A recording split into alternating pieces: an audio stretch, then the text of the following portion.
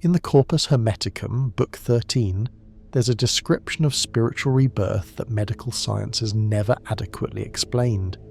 Hermes Trismegistus describes the moment divine powers enter the body during gnosis, and he says, "The body shivers, the hairs stand erect, the skin erupts with sensation." Not metaphor, not poetic description, literal physiological response. What modern people call goosebumps, chills, or frisson, the ancients called recognition. Your body physically responding when consciousness encounters truth from the monad, the ultimate divine source beyond all archonic interference. The text records the exact mechanism. Hermes says to his student Tat, "When you heard the discourse about regeneration, my son, you were inwardly reborn. You received divine breath, and your body knew before your mind understood. The body responds first, goosebumps erupt, skin tingles, hair rises. Then, sometimes seconds later, sometimes days later, intellectual understanding follows. Because the physical body is more directly connected to the monad than the rational mind. The archons control thought, but they cannot fully suppress somatic recognition of truth. What you're about to discover over the next 2 hours will fundamentally change how you understand your own nervous system. You'll learn the 7 specific types of goosebumps and what each one indicates about the frequency entering your body. You'll discover why certain music, certain teachings, certain moments of beauty trigger this involuntary response while others leave you completely unmoved. You'll understand the 3 practices Hermetic initiates use to develop goosebump sensitivity into a reliable navigation system for detecting truth, identifying other awakened individuals, and perceiving dimensional boundaries. Most importantly, you'll learn techniques you can verify tonight. Specific frequencies, specific body positions, specific attention practices that will allow you to trigger this recognition response intentionally, rather than waiting for it to happen randomly. By the end of this investigation, you'll have a practical method for distinguishing genuine gnosis from mental programming, using the one response mechanism the archons cannot fully control: your body's involuntary reaction to monad frequency. The Corpus Hermeticum describes what's happening beneath the skin during these moments. The text says, the spiritual powers are entering through every pore. They are displacing the bodily torments, the 12 torments of matter, and the body registers this displacement as goosebumps. Not random, not meaningless, actual energetic invasion, divine frequency entering dense matter. And the hair follicles, which are crystalline antenna structures embedded in flesh, respond by standing erect to receive maximum transmission. Place your hand on your forearm where goosebumps most frequently appear. Feel the hair follicles. Those aren't just biological features as warmth regulation or evolutionary holdover from fur-covered ancestors. Those are receivers. Crystalline structures capable of detecting frequencies far beyond normal human perception range. And according to Hermetic teaching, when the monad transmits truth into the archonic realm, your body's antenna array activates, creating the physical sensation you call goosebumps. Before we go deeper into the mechanisms and practices, you need to understand exactly where this knowledge originates and why it disappeared from mainstream spiritual teaching. The Corpus Hermeticum is a collection of Greek and Latin dialogues dating from the 2nd to 3rd centuries CE, attributed to Hermes Trismegistus, a legendary Hellenistic figure combining elements of the Greek god Hermes and the Egyptian god Thoth. These weren't metaphysical poems or abstract philosophy. They were practical manuals for spiritual transformation, describing specific bodily experiences during the process of gnosis, direct knowing of divine reality. Book 13, titled The Secret Sermon on the Mountain, contains the most explicit descriptions of physical transformation during spiritual rebirth. Hermes takes his son Tat to a mountain and reveals the regeneration process, describing in precise detail what happens in the body when divine powers displace material torments. The text was preserved through Islamic scholars during Europe's Dark Ages, then reintroduced to Western Europe in 1460, when a Byzantine monk brought a Greek manuscript to Cosimo de' Medici in Florence. Marsilio Ficino, the greatest scholar of Renaissance Florence, was ordered to stop translating Plato and immediately translate the Hermetic texts instead. Within months, the Corpus Hermeticum became the most influential spiritual text in Europe, studied by every major figure of the Renaissance: Pico della Mirandola, Giordano Bruno, John Dee, Paracelsus.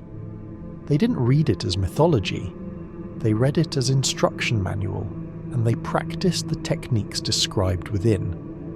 Then something happened. In 1614, Isaac Casaubon, a Swiss philologist working for King James I of England, published a textual analysis claiming the Hermetic texts were not ancient Egyptian wisdom, but forgeries written in the 2nd century CE. The dating was correct.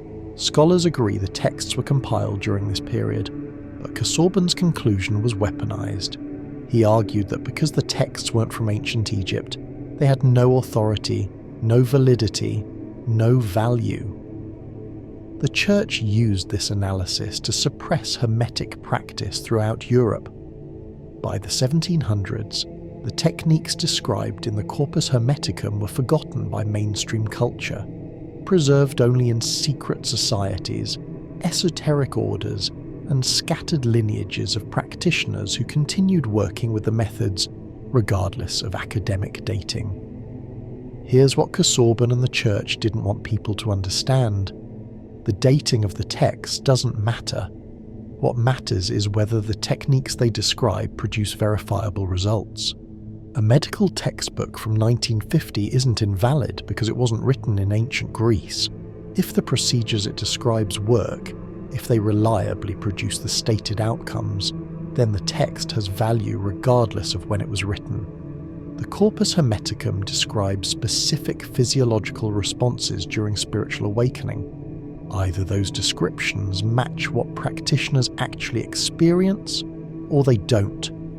Either the body really does respond with goosebumps, chills, and hair erection when consciousness encounters truth, or it doesn't.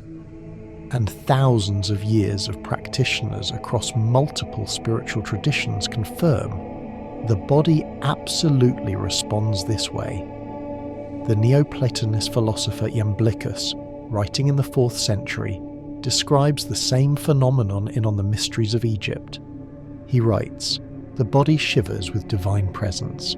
The flesh knows what the mind cannot yet grasp." He's describing the same involuntary response. The early Christian mystics called it being moved by the Holy Spirit.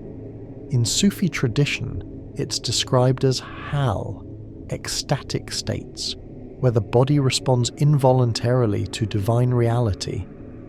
In Hindu Tantra, it's called horripilation, the rising of body hairs during Kundalini activation.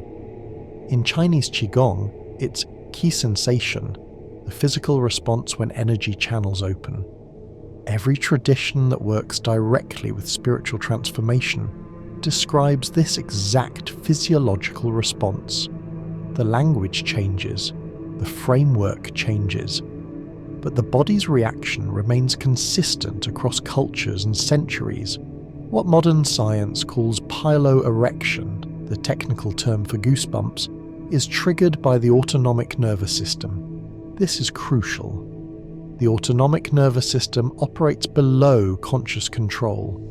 You cannot will your heart to stop beating. You cannot decide to stop digesting food. And you cannot force goosebumps to appear through mental intention alone. They emerge spontaneously when specific conditions are met. The mechanism involves the erector pili muscles, tiny muscles attached to each hair follicle. When these muscles contract, they pull the hair follicle upright and create the characteristic bumpy texture on the skin. The contraction is triggered by adrenaline release, which occurs during moments of strong emotion, temperature change, or and this is what science cannot adequately explain, during exposure to profound beauty, truth, or meaning. Neuroscientist Jaak Panksepp spent decades researching what he called aesthetic chills, the goosebumps and shivers people experience during powerful music, moving speeches, or moments of transcendence. His research at Bowling Green State University demonstrated that these chills involve activation of the brain's reward system, particularly the nucleus accumbens and the ventral tegmental area. Dopamine floods the system, the body responds. But Panksepp's research only describes what happens in the brain during these moments. It doesn't explain why certain stimuli trigger this response while others don't. Why does one piece of music give you full-body chills while another piece, equally complex, equally well performed, leaves you physically unmoved? Why does one teacher's words make your skin erupt, while another teacher saying similar things produces no physical response whatsoever? The scientific answer is that individual variation in personality traits, particularly the trait of openness to experience, correlates with frequency of aesthetic chills. People who score high in openness report more frequent goosebumps during music, art, and nature experiences. But this still doesn't explain the mechanism. It just describes a correlation. The Hermetic answer goes deeper. Your body recognizes frequencies that match your soul's original resonance from the pleroma. You're not responding to the objective qualities of the music or teaching. You're responding to the degree of alignment between the transmitted frequency and your own divine spark. Some teachers speak from genuine monad connection. Others speak from mental programming. Your body can detect the difference even when your mind cannot. Let's examine the 12 bodily torments that the Corpus Hermeticum says goosebumps help displace. This isn't abstract mysticism. This is practical diagnosis. The text describes 12 specific conditions that keep consciousness trapped in material identification, and it claims that each condition has physical manifestation in the body. First torment: ignorance. The Hermetic texts don't mean lack of information. They mean false knowledge, believing things about reality that aren't true, the archonic programming that keeps consciousness trapped in limited perception. This ignorance manifests physically as tension in the head, pressure behind the eyes, and what the text calls heaviness of skull. When truth frequency enters and begins displacing this ignorance, the first physical response is often goosebumps at the crown of the head, followed by a sensation of lightness, as if pressure is releasing. Second torment: grief. Not ordinary sadness from life circumstances. The text describes existential grief, the accumulated weight of believing you're separate from Source, that you're alone, that you've been abandoned by the divine. This grief manifests physically as heaviness in the chest, constriction around the heart, difficulty taking full breaths.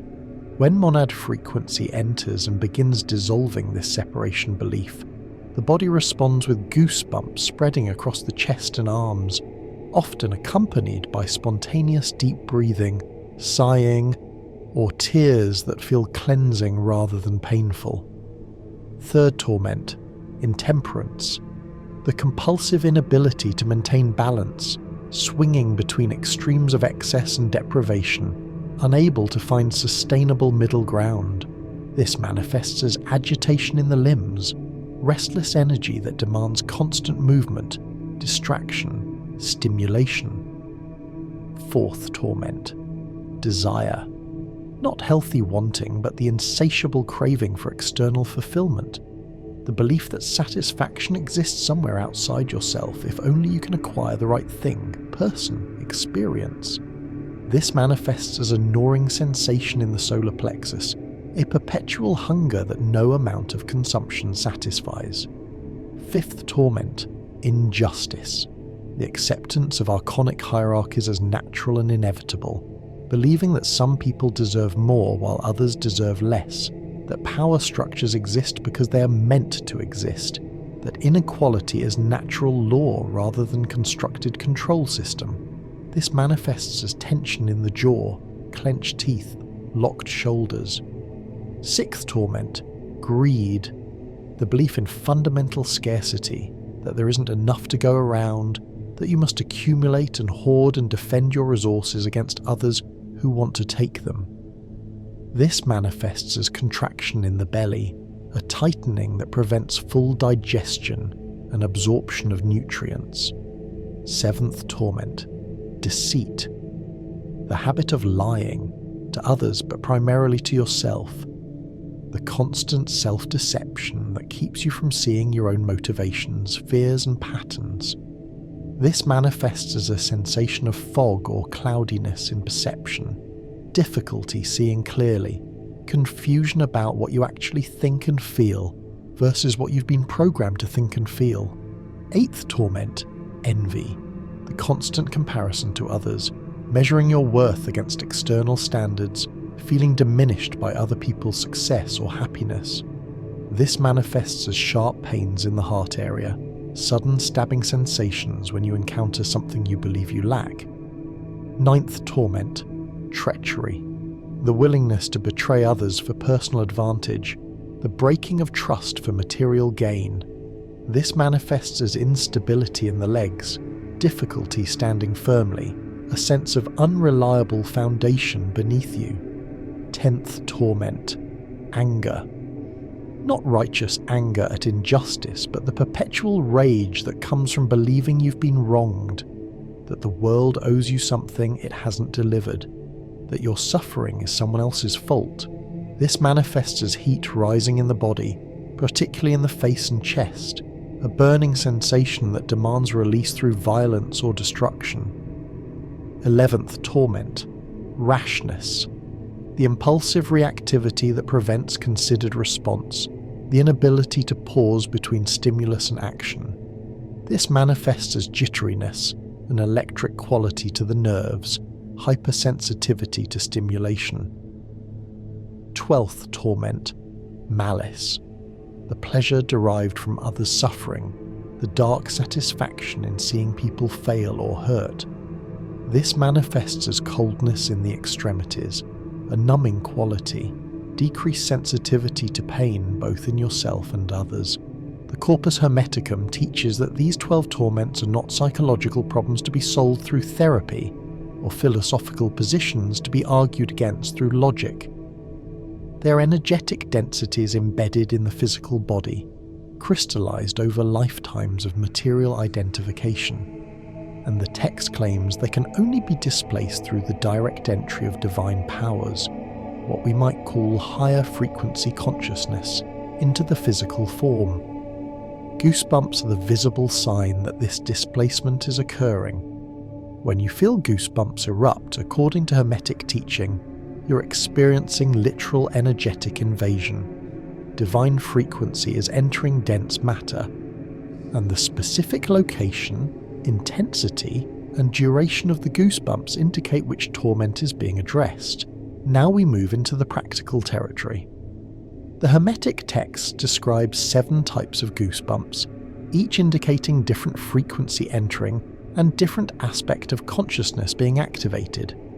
This isn't metaphysical speculation. This is observable physical phenomenon that you can verify through direct experience. First type, sudden chill down the spine. This signals crown chakra activation, divine energy entering through the top of the skull and cascading down the central channel. The sensation typically starts at the very top of the head, sometimes described as tingling or buzzing, then flows downward along the spine in a distinct wave. This can happen so quickly it feels like a lightning bolt, or it can move slowly like cold water pouring through the interior of your body. The Hermetic texts say this type of activation bypasses all 7 planetary gates, the layers of archonic control embedded in the lower chakras, and connects directly to the monad. This is why it often comes with sudden insight, immediate knowing that wasn't present a moment before. Practitioners describe this as the difference between understanding something intellectually versus knowing it absolutely. The information drops into consciousness complete and whole, requiring no reasoning process to arrive at it. When you feel this particular chill, you're receiving what the texts call direct transmission from source. This is the frequency pattern that many mystical traditions specifically cultivate through meditation practices focused on the crown of the head. Second type, waves of goosebumps moving across arms and shoulders. This signals heart chakra opening, divine love frequency dissolving the protective armor around your emotional center. This type typically starts at the center of the chest and radiates outward in expanding circles, often reaching the arms and hands. The sensation is usually accompanied by a feeling of expansion, as if your chest is physically opening wider. Many practitioners report simultaneous feelings of vulnerability and safety during these moments. Vulnerable because the protective barriers are lowering, safe because the frequency entering is recognized as benevolent. The movement pattern is important. Hermetic practitioners learn to track whether the waves move from center outward, which indicates opening and expansion, or from periphery inward, which indicates gathering and consolidation. Both are valid activations, but they serve different functions in spiritual development. Outward movement prepares you for connection with others, for expressing love and compassion in action. Inward movement prepares you for deeper communion with your own divine spark, for the interior work that must precede authentic external expression. Third type, goosebumps concentrated at the back of neck and base of skull. This signals occipital ridge activation, the location of direct knowing, the capacity for gnosis without mental processing. This area, where the skull meets the spine, is rich in nerve endings and has been recognized by multiple spiritual traditions as a crucial energetic gateway. In Taoist practice, it's called the jade pillow, a point that must be opened for energy to flow from the lower body into the head. In Christian mysticism, some traditions describe this as the location where the angel touches during moments of divine revelation. The goosebumps in this area often feel different from other types, more concentrated, more intense, sometimes almost uncomfortable in their strength. Practitioners describe it as feeling like someone is physically pressing on the back of their neck, or as if the hair there is being pulled upward with unusual force. This activation is associated with the sudden shift from analytical thinking to intuitive knowing, from processing information through mental frameworks to directly perceiving truth without mediation. When you feel this particular pattern, pay attention to what you're engaged with at that moment, reading, listening, observing, because your body is marking something that bypasses your mental filters and speaks directly to your capacity for gnosis. Fourth type, full body eruption, every hair standing simultaneously. This signals complete monad alignment, your entire energetic system synchronizing with divine frequency. This is the rarest and most powerful of the 7 types. Practitioners often describe it as feeling like electricity running through their entire body, or as if they're being hit by a wave of energy that comes from both outside and inside simultaneously. The sensation can be so strong that it's impossible to ignore or continue with whatever activity you are engaged in. Everything stops. Awareness becomes total. For the duration of the experience, which can last from a few seconds to several minutes, normal consciousness is completely suspended and replaced by direct perception of reality unmediated by thought. The Corpus Hermeticum describes this state as temporary return to the pleroma, a momentary remembering of what consciousness experiences before incarnation into material form. During these moments, practitioners report several common features: sense of absolute certainty without need for proof, experience of unity with all existence, dissolution of the boundary between self and other, and a quality of love so intense it bears little resemblance to ordinary emotional affection. After the experience passes and normal consciousness returns, there's typically a period of integration where the mind attempts to process what the body just experienced. This can take hours, days, or in some cases weeks of contemplation to fully unpack the transmission received during those few seconds of full body activation. Fifth type: goosebumps on one side of body only. This signals dimensional bleed-through, temporary perception of two realities simultaneously. This type often confuses people when they first experience it, because the asymmetry seems strange. Why would divine energy enter only the left arm or only the right side of the torso? The Hermetic explanation is that you're not experiencing energy entering from a single source. You're experiencing your consciousness existing in two locations or dimensions simultaneously, and your body is registering the frequency difference between them. The texts describe this as standing with one foot in the archonic realm, the physical material reality governed by space, time and causality, and one foot in the pleroma, the realm of pure consciousness beyond material limitation. Your body becomes a bridge between dimensions, and the goosebumps mark the energetic threshold. Practitioners learn to pay attention to which side activates under which circumstances. Some report that left side activation correlates with receptive states, receiving information, opening to guidance, allowing something to emerge, while right side activation correlates with active states, expressing truth, manifesting intention, directing energy outward. Others report the opposite correlation, or find that the pattern varies depending on context. The key is developing sensitivity to your own individual pattern rather than assuming universal rules apply. Sixth type: goosebumps that come in repeating waves, 3 or 7 times in succession. This signals calibration, your nervous system adjusting to hold higher frequency permanently rather than just momentarily. This type is particularly important for practitioners focused on sustained transformation rather than peak experiences. The repeating pattern indicates that your body is not just receiving a transmission and then returning to baseline. It's actively recalibrating its baseline, adjusting what it considers normal and sustainable. Each wave in the series typically feels slightly different. The first wave might be intense and surprising, the second wave confirms and stabilizes, the third wave integrates and normalizes.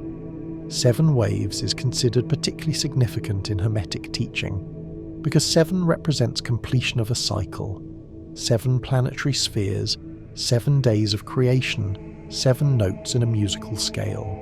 When goosebumps come in 7 distinct waves, the text suggests this indicates completion of a particular phase of development and readiness to move to the next level of practice.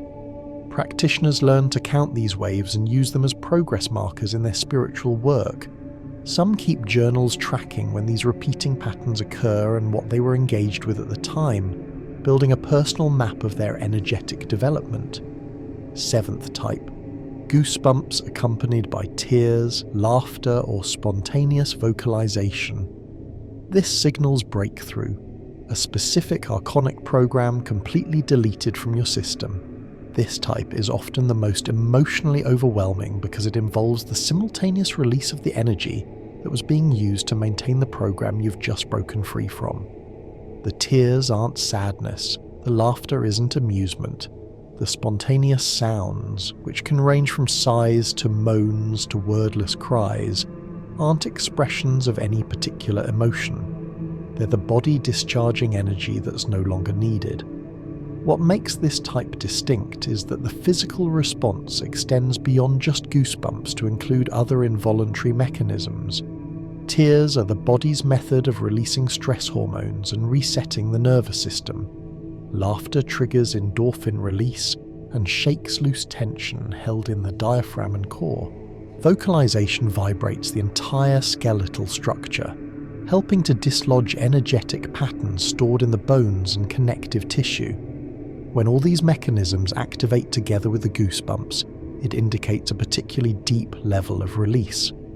Many practitioners report that after experiencing this type of activation, a belief they'd held their entire life about themselves, about reality, about what's possible, simply disappears.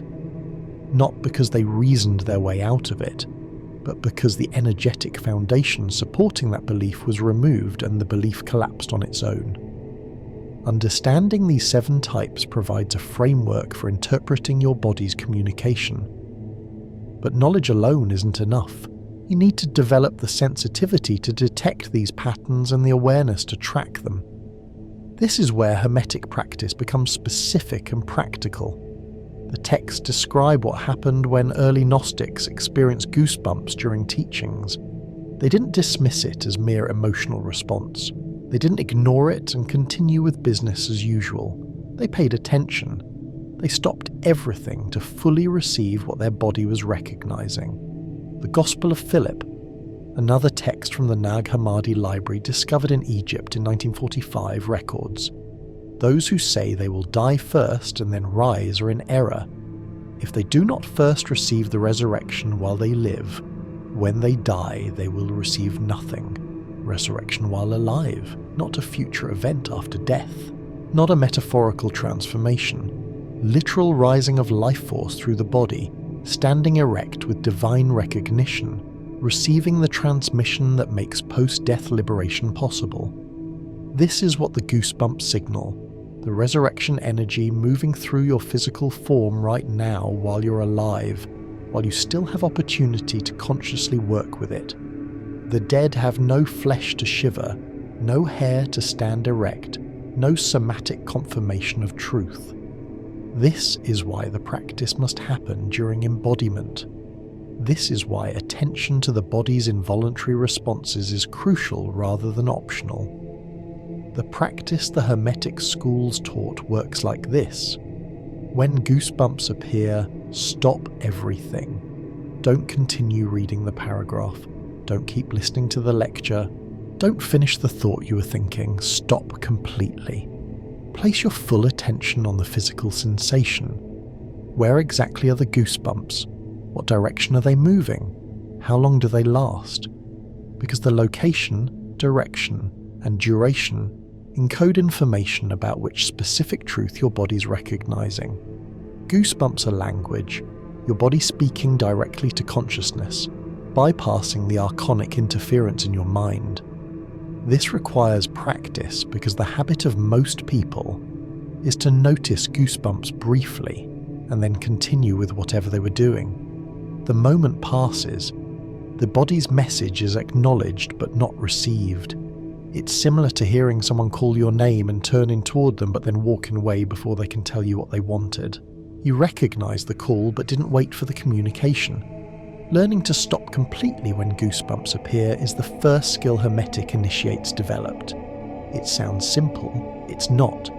Your mind will generate dozens of reasons why you need to keep reading, keep listening, keep moving.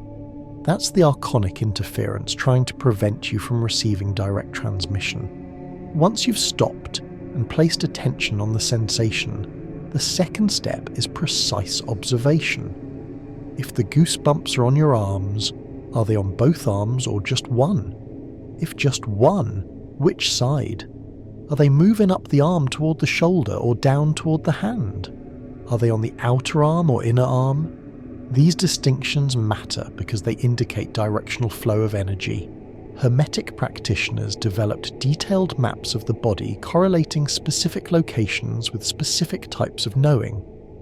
Goosebumps on the inner left forearm indicated different information than goosebumps on the outer right forearm. Modern practitioners can develop their own correlation maps through consistent observation and recording. The duration of the goosebumps also carries information. A brief flash lasting 2 or 3 seconds indicates quick confirmation. Yes, this is true. Notice this.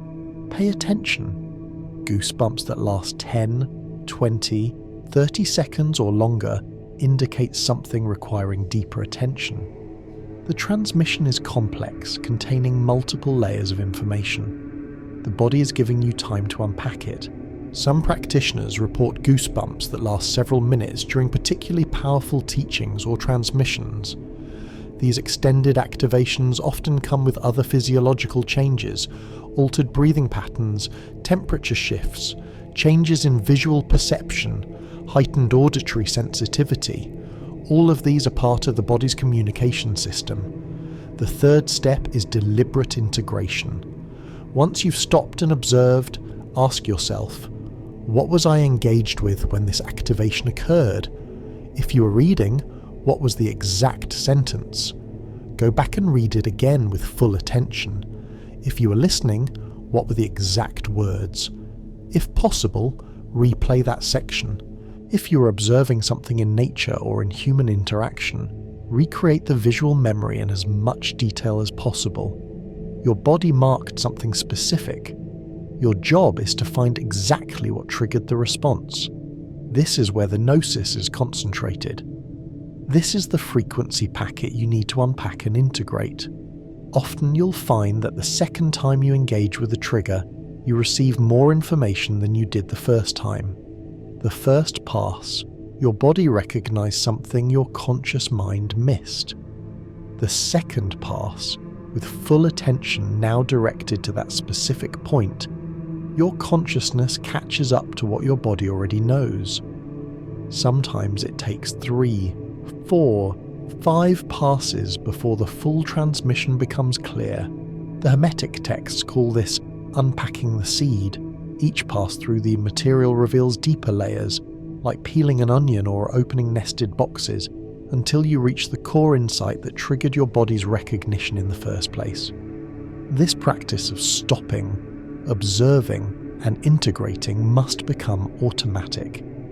At first, it requires deliberate effort. You have to remind yourself to stop when goosebumps appear. You have to consciously direct attention to sensation rather than content. You have to intentionally go back to the trigger point. But with consistent practice over weeks and months, the response becomes natural.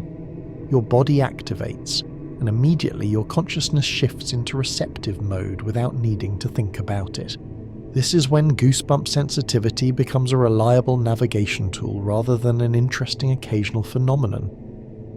The Corpus Hermeticum describes 3 most important goosebump patterns to recognize, because these 3 appear most frequently and carry the most immediately actionable information. First pattern, goosebumps when encountering new information.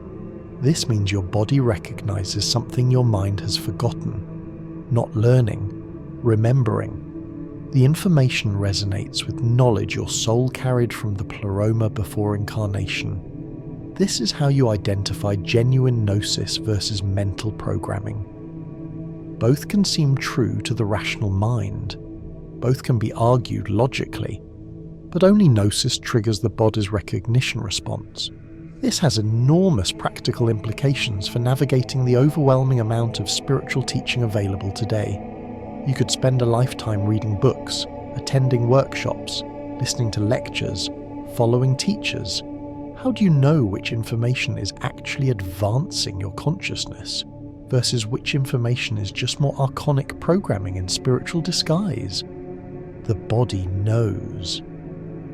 When you read something that's genuine gnosis, information that will actually free you rather than just rearranging a prison cell, your body responds with goosebumps. When you read something that sounds spiritual but is actually reinforcing limitation, your body remains neutral or in some cases contracts. Learning to trust this body, knowing over mental assessment, requires undoing years of cultural conditioning that privileges thought over sensation. We're taught that the rational mind is the highest authority, that logic and analysis are the proper tools for evaluating truth, but the rational mind is precisely what the archons have easiest access to. They can plant thoughts, trigger doubts, generate convincing arguments for false positions. What they cannot do is prevent your hair follicles from standing erect when your body encounters monad frequency. This is why developing goosebump sensitivity is described in the Hermetic texts as crucial protection against deception. Your body becomes your truth detector. immune to the sophisticated mental manipulations that can fool even highly intelligent, well-educated people. Second pattern, goosebumps during music without words. This means you're perceiving pure frequency, uncontaminated by linguistic programming. Language is one of the primary tools of archonic control. Every word carries associations, meanings, limitations.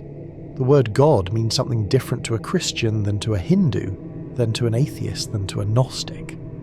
The moment you use language to describe divine reality, you're already limiting it, filtering it through conceptual frameworks that may or may not be accurate. But music, particularly instrumental music or music in languages you don't understand, bypasses these filters entirely. Sound enters through the ears, travels via the auditory nerve to the brainstem, and from there disperses to multiple areas of the brain, including the limbic system, which governs emotion and memory, and the motor cortex, which controls movement. But sound also has direct physical effects on the body outside the nervous system. Certain frequencies cause cells to vibrate at specific rates. Water molecules, which make up 60% of your body, respond to different frequencies by forming different geometric patterns, as demonstrated in the work of Dr. Masaru Emoto and later researchers using cymatics to visualize sound's effect on matter. Your body is literally being restructured at the cellular level by the frequencies passing through it. This is why sacred music traditions across cultures all develop specific forms designed to trigger goosebump response and facilitate spiritual activation. Gregorian chant uses particular intervals and melodic modes that create standing waves in cathedral architecture, generating frequency patterns that affect everyone in the space simultaneously. Tibetan singing bowls produce complex overtone series that entrain brainwaves into meditative states. Sanskrit mantras use specific sound combinations that vibrate particular chakra locations. The Om sound, for instance, vibrates the entire cranium and the chest cavity simultaneously when properly vocalized. Sufi Dikka practices use repetitive phrases chanted in rhythmic patterns that drive the respiratory system into altered states. All of these traditions understood that wordless sound or repeated syllables bypass mental processing and work directly on the body's energetic system. When you experience goosebumps during music, especially music that has no words to convey conceptual meaning, you're experiencing your body responding to pure frequency, your cells recognizing resonance, your nervous system detecting alignment with monad transmission. Pay attention to which music triggers this response for you. Those specific frequencies are your personal tuning notes, the sound patterns that most directly activate your particular divine spark. Different people respond to different frequencies because each soul carries slightly different resonant signature from the pleroma. Third pattern, goosebumps when witnessing beauty, courage, sacrifice, or transcendence. This means your body recognizes divine principles manifesting in archonic realm. Someone acting from their monad connection, creating art, speaking truth, defending innocence, choosing love over fear, and your body responds. Not because you're emotionally moved in the ordinary sense, because your divine spark recognizes another divine spark operating at full power, temporarily free from archonic limitation. This explains why certain moments in human behavior trigger such powerful physical responses. A stranger risking their life to save a child from danger. An artist creating something so beautiful it brings viewers to tears. A whistleblower sacrificing their career to expose corruption. An ordinary person standing up to power and refusing to comply with injustice. These actions demonstrate consciousness operating from monad connection rather than from fear, from selflessness rather than self-protection, from truth rather than comfortable lies. And when you witness these demonstrations, your body confirms, yes, this is what divine reality looks like when it manifests in physical form. This recognition response serves crucial function in community building and teacher identification. In a world where spiritual manipulation is rampant, where narcissists can learn to speak spiritual language convincingly, where genuine and counterfeit teaching can sound remarkably similar, the body's response becomes an essential discrimination tool. You can observe a teacher and ask, does my body activate in their presence, or does it remain neutral or contract? You can read someone's words and track, am I getting goosebumps, or am I just intellectually stimulated? The difference reveals whether you're encountering genuine monad transmission or sophisticated personality performance. Many practitioners report that after developing goosebump sensitivity, they can no longer tolerate certain teachers they previously followed or certain practices they previously engaged, not because they intellectually disagree with the content, because their body simply doesn't activate. The recognition response is absent. This isn't judgment against those teachers or practices. They may serve other people perfectly well, but for you specifically, the resonance isn't there. Trusting this somatic wisdom rather than overriding it with mental justifications. But everyone says this teacher is enlightened, but this practice is supposed to work, is essential for navigating spiritual territory efficiently. Now we must address what blocks goosebump activation in most people, because understanding the obstacles is necessary for removing them. The Hermetic texts describe 3 primary blocks, each of which requires specific remediation. First block, constant distraction. The archons keep your attention fragmented, scrolling social media, switching between tasks, consuming content continuously without pause. This fragmentation isn't accidental, it's strategic, because goosebumps require presence. You must be fully in your body, fully attentive, fully receptive. Distracted consciousness cannot detect monad frequency. The signal arrives, but you're not tuned in to receive it. Think about the difference between listening to music while doing other tasks versus sitting still with eyes closed and full attention on the sound. Most people experience more frequent and stronger goosebumps during focused listening. Same music, same frequency, different reception capacity. The body is always responding to environment, always processing information, always communicating with consciousness. But if consciousness is elsewhere, thinking about the past, planning the future, consumed with the next stimulus, then the body's messages go unnoticed. The goosebumps still happen, but they're so brief and subtle that they don't register in awareness. The remedy for distraction is obvious but not easy. Reclaim your attention. This doesn't mean becoming a meditation monk who sits in silence all day. It means developing the capacity to be fully present with whatever you're engaged with. When you read, read. When you listen, listen. When you observe, observe. Full attention, even if only for 10 minutes at a time. The practice is bringing your wandering mind back to present moment, again and again and again, thousands of times.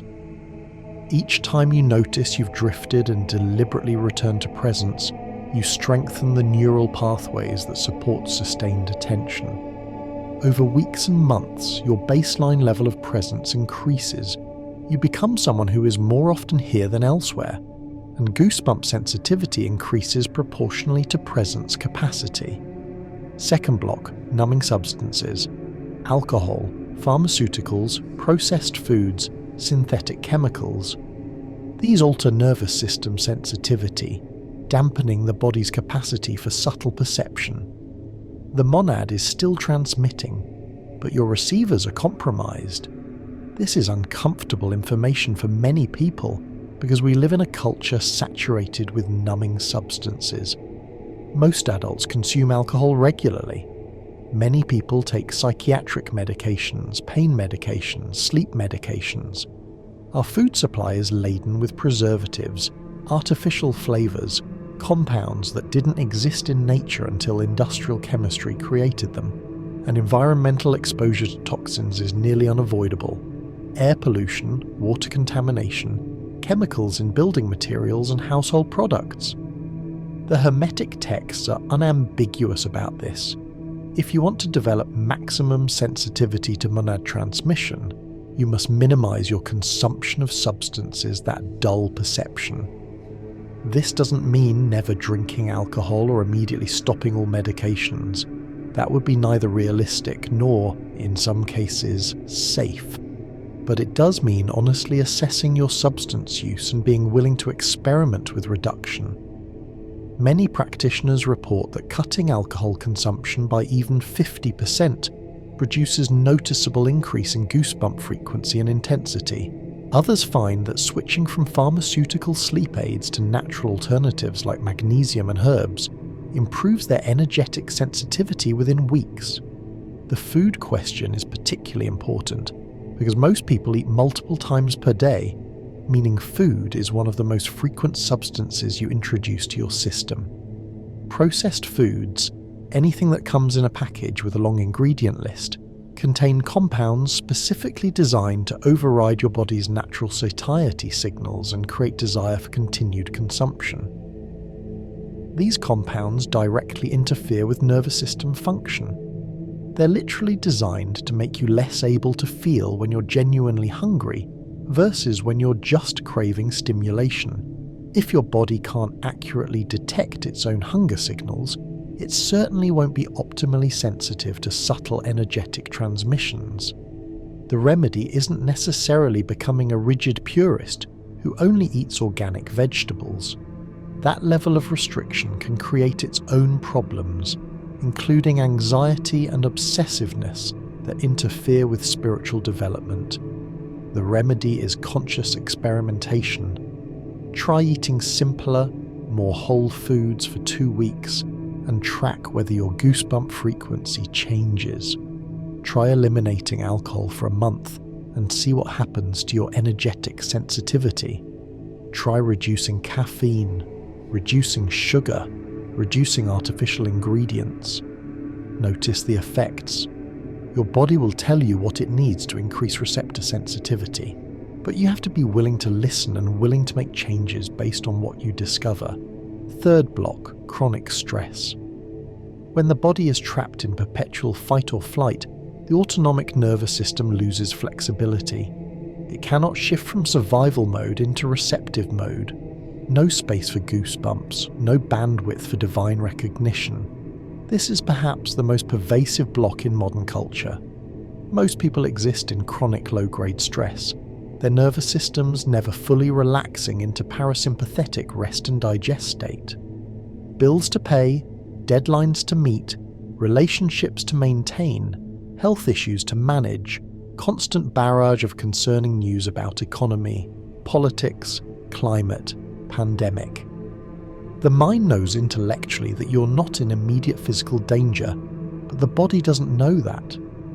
The stress response designed to give you temporary energy boost to escape from predators is now active constantly, burning through resources and preventing the deep rest necessary for spiritual sensitivity.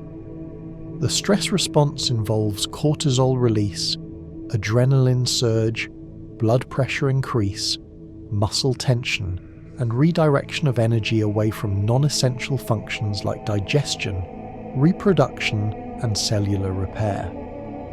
When you're in this state, the body is literally not capable of the kind of subtle perception required to detect monad frequency. All available resources are devoted to survival. There's nothing left over for gnosis. This is why every serious spiritual tradition includes practices for nervous system regulation. Meditation, breathwork, yoga, tai chi, qigong, all of these work on the autonomic nervous system, training it to shift out of sympathetic arousal and into parasympathetic receptivity. The remedy for chronic stress is building regular practices that activate the relaxation response. This is not optional spiritual extra. This is basic maintenance required for your receiver equipment to function. If you tried to use a radio during an earthquake, you wouldn't get clear signal. The equipment is being constantly shaken, preventing stable tuning. Your nervous system under chronic stress is like that radio during the earthquake.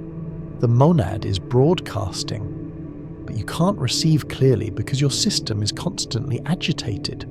The practice is not eliminating all stress. That's impossible and not even desirable, as some stress supports growth and adaptation.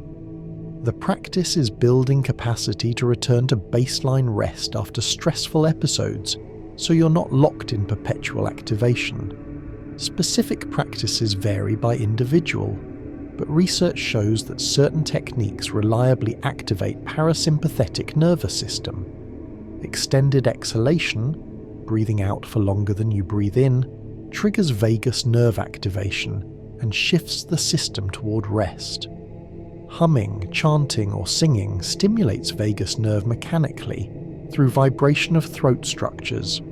Cold exposure, particularly cold water on the face or brief cold showers, produces rapid parasympathetic activation as the body adapts to temperature change. Progressive muscle relaxation, where you deliberately tense and then release muscle groups systematically, teaches the nervous system the difference between tension and ease.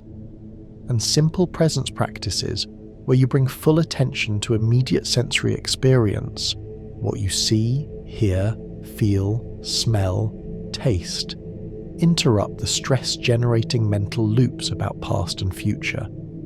The Corpus Hermeticum describes the practice for reactivating goosebump sensitivity, a protocol that addresses all three blocks simultaneously. First step, 7 days of fasting. Not complete abstinence from food. Light foods only, fruits, vegetables, water. This clears the density from your system, making the body more transparent to subtle frequencies. The purpose isn't weight loss or purification in a moral sense. The purpose is reducing the energetic load from digestion, so more energy is available for receptor sensitivity.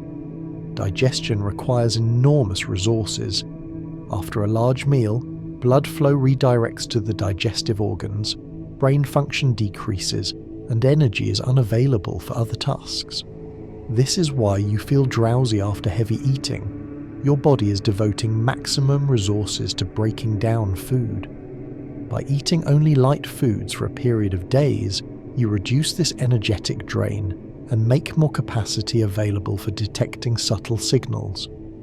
Many spiritual traditions include fasting practices for this reason. Muslim Ramadan, Christian Lent, Jewish Yom Kippur, Hindu Ekadashi, all involve temporary reduction of food intake to support spiritual receptivity. The Hermetic specification of 7 days is deliberate. 3 days is enough to clear the digestive system and begin experiencing increased sensitivity. 7 days allows the body to fully adapt to the lighter intake and stabilize at a new level of receptivity. Longer fasts can be valuable for experienced practitioners, but aren't necessary for most people, and can actually become counterproductive if the body begins breaking down its own tissue for energy. The recommendation of fruits and vegetables specifically is also deliberate. These foods have high water content and are easily digestible, requiring minimal energetic investment to process. They also contain living enzymes and subtle energy fields that support rather than impair sensitivity. Compare this to processed foods, heavy proteins, or cooked foods requiring extensive breakdown. The body must work much harder to extract nutrients from these sources. For 7 days, you're giving your digestive system a rest and redirecting that saved energy toward developing your spiritual receivers. Second step, daily cold exposure, cold showers, cold plunges, or simply being underdressed in cool weather. This recalibrates the nervous system, training it to respond quickly to environmental stimuli, making it more sensitive, more reactive, more alive. Cold exposure works on multiple levels. Physiologically, it triggers massive autonomic activation, adrenaline release, increased alertness, capillary constriction followed by dilation, brown fat activation for thermogenesis. All of this wakes up the nervous system from whatever habitual dulled state it's fallen into. After cold exposure, you feel dramatically more present, more in your body, more aware of sensation. This heightened state lasts for hours, creating windows of opportunity for increased goosebump sensitivity. Cold exposure also builds mental resilience and willpower. When you voluntarily enter cold water or stand in cold air, every instinct screams to escape. The discomfort is real and intense. Choosing to stay present despite discomfort, to breathe through the intensity rather than flee from it, strengthens your capacity to remain present during other uncomfortable experiences. This translates directly to spiritual practice. When you encounter truths that challenge your worldview, when you feel energetic activations that are unfamiliar or intense, when your body begins communicating in ways that don't fit your previous understanding, all of this can trigger the same flee response. Having trained yourself through cold exposure to stay present with discomfort, you're more capable of staying present with these spiritual intensities. The Hermetic texts specifically mention cold as preparation for receiving divine powers, because the cold itself often triggers goosebumps. Your body is already familiar with the sensation of hair standing erect in response to temperature.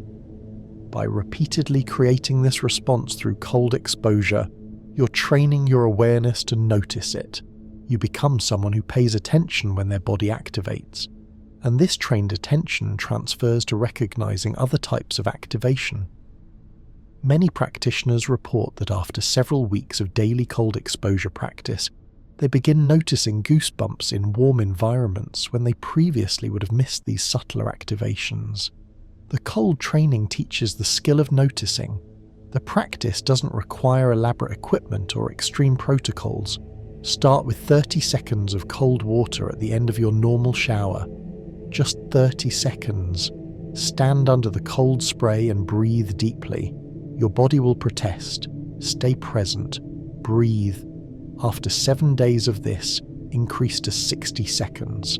After another week, 90 seconds. Gradually build capacity over months.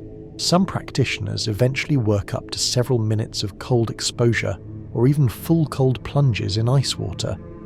But these extremes aren't necessary for developing goosebump sensitivity. Brief daily exposure is sufficient if practiced consistently. Third step: intentional silence. 1 hour daily without speaking, without input, without distraction. Just sitting with your own presence. This allows the body to reclaim authority from the mind, because the mind has been colonized by archonic programming. Thoughts that aren't your own run constantly through your head. Judgments, fears, desires, plans, stories about who you are and what's possible. These thought patterns are so constant that most people assume they are their thoughts, that this is just how consciousness works. But the Hermetic texts teach that underneath this mental noise is a deeper knowing that precedes language, that exists in the body rather than in the mind. When you sit in silence without external input, the mental noise initially increases. Without distraction to focus on, you become acutely aware of just how many thoughts are running through your head at any given moment. This can be deeply uncomfortable. Many people avoid silence for this reason. It forces them to confront the chaos of their own mind. But if you persist through this initial uncomfortable phase, something shifts.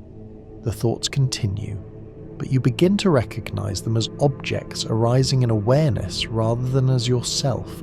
You notice, there's a thought about what I need to do later. Not I am thinking about what I need to do later. This subtle shift in relationship to thought is the beginning of liberation. As the identification with thought loosens, space opens for body knowing to emerge. You become aware of sensations you normally override with mental activity. Tension in your shoulders, tightness in your chest, warmth in your hands, subtle vibrations along your spine. These sensations have always been present, but mental noise drowned them out. In silence, the body's communications become audible. And among these communications are the activation patterns, the goosebumps, chills, and frequency recognitions that have been happening all along, but going unnoticed because your attention was elsewhere. The practice is not complicated. Sit comfortably. Set a timer for 60 minutes. Don't speak. Don't read. Don't look at screens. Don't listen to music. Don't do anything. Just sit. If you need to move, move. If you need to cry, cry. If you need to laugh, laugh. But don't engage with content outside yourself. Stay with your own presence for the full hour. At first, it will feel impossibly long. Your mind will generate infinite reasons why you should stop. You're wasting time. You have important things to do. This isn't working. You're doing it wrong.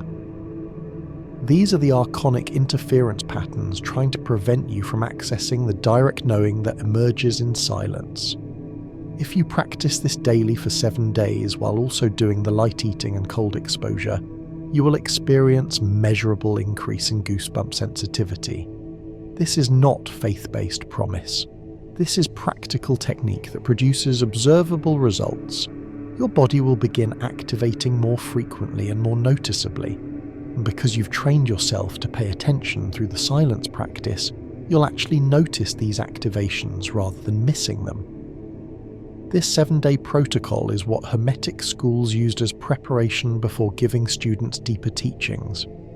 First, sensitize the receiver, then introduce the transmissions. Otherwise, the teaching passes through without landing because the student lacks the receptor capacity to catch it. After the 7-day sensitization period, the advanced work begins. The texts describe what ancient initiates discovered about goosebumps and sound. Specific frequencies trigger involuntary piloerection, not random frequencies, mathematical ratios, the same ratios that appear in sacred geometry, in planetary orbits, in DNA structure. This is where Hermetic practice intersects with Pythagorean teaching about number and harmony. Pythagoras taught that reality is fundamentally mathematical, that the universe is constructed according to precise numerical relationships, that sound frequencies corresponding to these relationships have power to affect matter, consciousness, and spirit. The specific frequencies most often referenced in contemporary spiritual practice are 432 Hz, 528 Hz, and 741 Hz. Each claim to have different effects on consciousness and physiology. The 432 Hz frequency is called the frequency of natural resonance, supposedly aligned with the mathematical patterns found in nature. Proponents claim that music tuned to 432 Hz rather than the standard 440 Hz feels more harmonious, more grounding, more naturally pleasing. Scientific research on this is limited and contested, with some studies showing measurable differences in relaxation response, while others show no significant effect beyond placebo. From Hermetic perspective, the value isn't in the objective measurement, but in the subjective experience. If 432 Hz music triggers your goosebumps more reliably than 440 Hz music, then for you, that frequency has value, regardless of whether the effect is real or placebo. The 528 Hz frequency is called the frequency of transformation, associated with DNA repair and cellular regeneration in some alternative health circles. Again, scientific validation is sparse and controversial, but practitioners report that listening to music or tones at 528 Hz produces distinct physical sensations, often warmth in the chest, tingling in the hands, and yes, goosebumps. Whether this is because the frequency has objective power, or because the practitioner's belief in the frequency creates self-fulfilling response, is irrelevant from practical standpoint. The question is, does it work for you? Does this frequency trigger your body's recognition response? If yes, use it. The 741 Hz frequency is called the frequency of awakening, claimed to support intuition and clarity. Some practitioners use this frequency during meditation to support deep introspection and problem solving. Others find it too activating, producing anxiety rather than clarity. This illustrates an important principle. Universal frequencies may exist, but individual response varies. What works powerfully for one person may do nothing for another. The Hermetic approach isn't about following prescribed formulas. It's about developing your own sensitivity and discovering through direct experience what produces activation in your specific system. The practice is experimenting with different frequencies systematically and tracking your body's response. You can find pure tone generators online that allow you to play any frequency you want. Start with the commonly referenced frequencies: 432, 528, 741, and simply listen with full attention for 5 or 10 minutes each. Sit quietly. Close your eyes. Notice what happens in your body. Do you get goosebumps? Where? When? If so, that frequency has resonance for you. If not, try others. Some practitioners discover their activation frequencies, not the popular ones, but something entirely different. 369 Hz, 417 Hz, 963 Hz, or even frequencies that don't appear in any spiritual literature. What matters is not whether the frequency has traditional significance. What matters is whether your body recognizes it. When you identify frequencies that reliably trigger your activation, you can use these frequencies as tuning tools. Before reading spiritual texts, before meditation, before practices that require heightened sensitivity, play your frequency for 5 minutes to pre-activate your receiver system. Many practitioners report that after tuning with frequency, the subsequent practice goes much deeper, produces stronger results, generates more frequent goosebumps and insights. You're essentially using sound to put your body into a receptive state before introducing the teaching or practice. This is what sacred music traditions have always done. The chanting, the drumming, the singing before the ceremony begins, all of this is tuning the participants' nervous systems to maximum receptivity. Beyond specific frequencies, rhythm patterns also affect goosebump activation. Certain rhythmic patterns entrain brain waves into altered states. Shamanic drumming typically uses a tempo around 4 to 7 beats per second, which corresponds to theta brainwave frequency, associated with deep meditation and hypnagogic states. When you listen to drumming at this tempo for extended periods, 10, 20, 30 minutes, your brain begins synchronizing with the beat, shifting from normal beta waves into theta waves. This state transition is often accompanied by goosebumps as your nervous system registers the shift.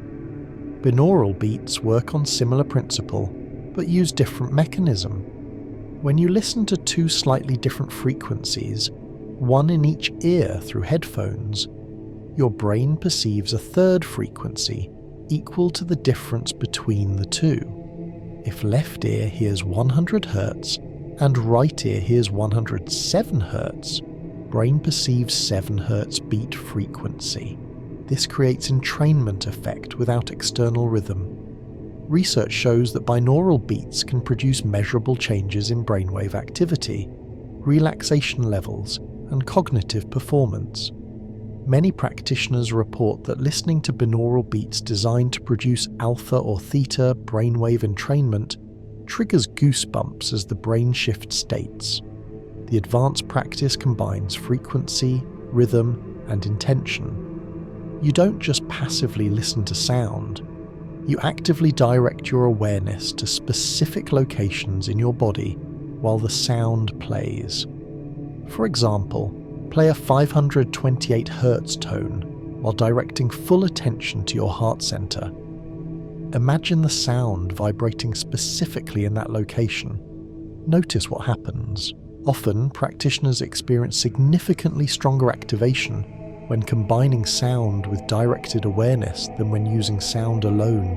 The sound provides the frequency, the awareness provides the targeting. Together, they create precision activation of specific energetic centers. Some practitioners develop personal activation sequences specific combinations of frequency, duration, and attention that reliably produce full-body goosebump response. These become something like personal power songs, sonic keys that unlock heightened states. The sequences are entirely individual. What works for you will be different from what works for someone else. The discovery process requires experimentation, careful observation, and detailed record keeping. Keep a journal tracking which frequencies you listen to, for how long, what you focused attention on, and what response you experienced. Over weeks and months, patterns emerge. You discover your personal activation codes. Here's what happened when Christianity replaced Hermetic schools throughout Europe and the Mediterranean. Goosebumps were reframed as feeling the Holy Spirit. Not wrong exactly, but incomplete. Because the church taught that the Holy Spirit comes from outside, from God, as gift or grace. Something bestowed on believers, not something inherent in human nature. This reframe served specific purpose. It gave the church authority to mediate between people and divine experience. You needed the church to receive the Holy Spirit. You needed the sacraments, the priests, the proper doctrine. The direct bodily experience was acknowledged but captured within institutional framework that controlled access. But the Hermetic teaching is fundamentally different. The monad is already inside you. The divine spark is already present. You don't need external authority to activate it. You don't need permission from institution. You don't need intermediaries between your body and the divine source. Goosebumps aren't receiving something external. They're recognizing something internal awakening. Your body confirming that your consciousness is temporarily aligned with the monad frequency you've always carried, but usually cannot perceive. This teaching is dangerous to institutional power because it makes every individual their own authority. You can verify truth directly through your body's response. You don't need priests to tell you what's true. You don't need theologians to interpret reality for you. Your hair stands erect, your skin erupts, your body knows. This is why Hermetic schools were systematically suppressed and why their techniques disappeared from mainstream culture. Not because the techniques didn't work, because they work too well. They gave people direct access to divine knowing, bypassing all the control structures that institutions rely on. A population of people who trust their body's recognition of truth over external authority is a population that cannot be easily controlled through doctrine, propaganda, or fear. They've developed internal guidance systems that operate independently of external conditioning. The Corpus Hermeticum reveals the ultimate teaching about goosebumps. They're bidirectional, not just the monad transmitting to you, but you transmitting to the monad.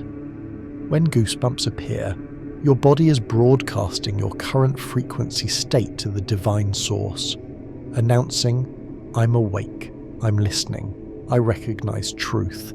And the monad responds, not with more goosebumps, but with what comes after. Synchronicities, opportunities, people appearing, doors opening. The goosebumps are the signal flare. What follows is the cavalry arriving. This teaching reframes spiritual practice from passive reception to active participation. You're not just waiting for grace to descend. You're not just hoping for enlightenment to happen to you. Every time your body activates with goosebumps, you're sending a signal to the larger reality that you're awake and aware. You're like a radio transmitter broadcasting. This frequency is active. Send more transmission here. And reality responds.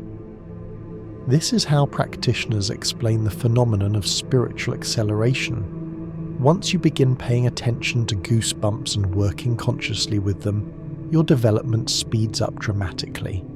Not because you're trying harder, because you're communicating more clearly with the intelligence that's trying to guide your awakening.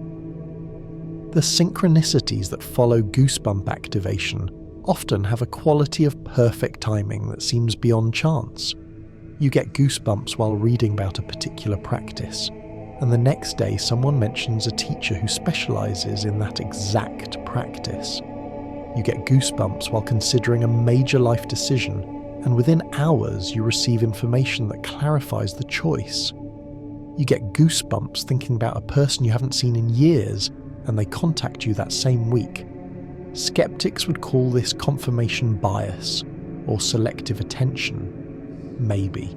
But practitioners who work with this consistently report that the correlation between goosebump activation and subsequent synchronicity is too frequent and too precise to dismiss as coincidence.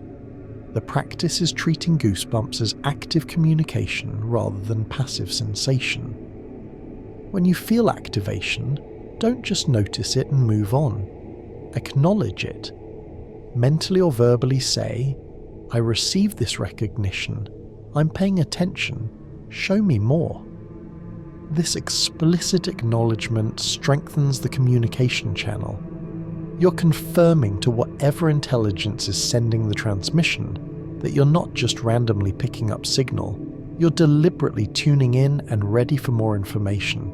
Many practitioners report that after they began consciously acknowledging each activation, the frequency and clarity of subsequent activations increased substantially. The communication becomes more like conversation and less like occasional interruption. The text described 3 advanced practices for working with goosebump activation once basic sensitivity is developed. First practice: when goosebumps appear during reading or listening, go back. Reread that sentence. Replay that moment. Your body marks something specific. Find exactly what triggered the response. That's where the gnosis is concentrated. That's the frequency packet you need to unpack and integrate.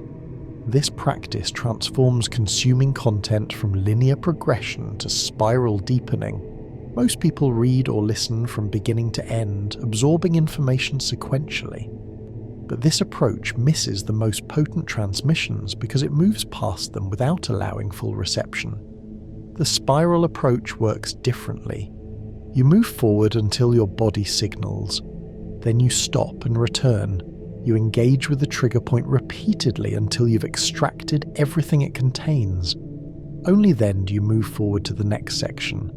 This means you might spend 20 minutes on a single paragraph that triggered strong activation, reading it 5 or 6 times, sitting with it, contemplating it, allowing the layers to reveal themselves.